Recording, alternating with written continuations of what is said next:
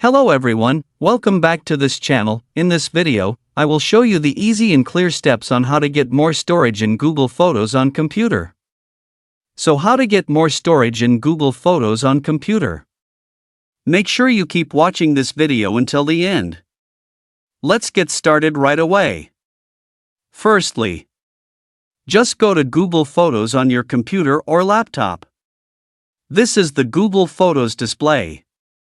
Next, move the cursor to the top right of the screen. Here there are many menu options. Then tap the Settings menu. Well, here it is already in the Settings menu. And here there are many setting options that you can use. Tap the Get More Storage menu. Well, filled in already in the Get More Storage menu. Well, here you can see on this display.